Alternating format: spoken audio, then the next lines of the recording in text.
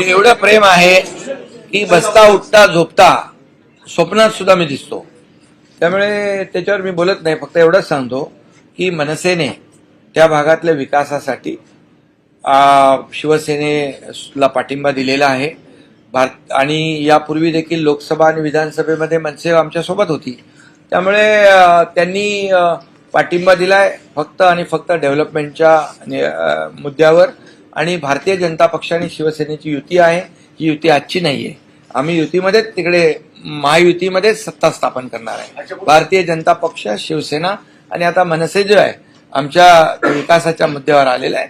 आणि त्याच्यामुळे भारतीय जनता पक्ष आणि शिवसेना असं कुठंतरी एकामेकापासून सत्तेमध्ये लांब राहणार हा विषय नाहीये.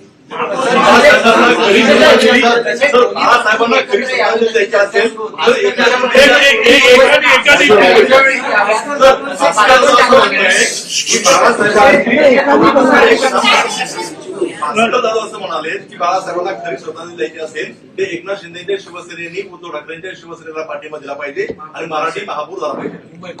खरं म्हणजे मी आपल्याला एकच सांगतो की आम्ही जे काही 2022ला जेव्हा बाळासाहेबांच्या विचारधारेशीच प्रतारणा ज्यांनी केली आणि बाळासाहेबांना जे अभिप्रेत होतं त्याच्या विरुद्ध काम केलं, मॅन्डेट दिलं होतं जनतेने शिवसेना भाजप युतीला, परंतु सरकार बनवलं बाळासाहेबांच्या विचारांच्या विरोधातल्या लोकांच्या बरोबर. त्यामुळे आमचा विचार जो आहे, आमची विचारधारा बाळासाहेबांच्या विचारांची जी आहे ती भारतीय जनता पक्ष आणि शिवसेना ही आताची युती नाहीये.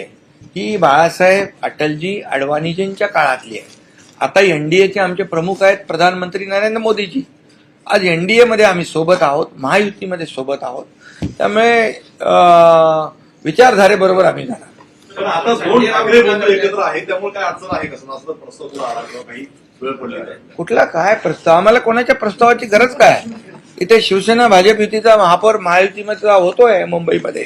मुंबईत काय ठाणे असेल, कल्याण डोंबिवली असेल, उल्हासनगर असेल, आपली नव्या मुंबईत पण शिवसेना भाजप सत्तेमध्ये आहे. ते दुसरं कोण आहे? आणि पनवेल आहे, मुंबई MMR आहे. राज्यातल्या काही किरकोळ महापालिका सोडल्या तर सगळीकडे महायुतीचाच महापौर होणार आहे. आम्ही काही ठिकाणी एकत्र लढलोय, काही ठिकाणी वेगळे लढलो, पण शेवटी महायुतीच आहे. जिंकले महायुती.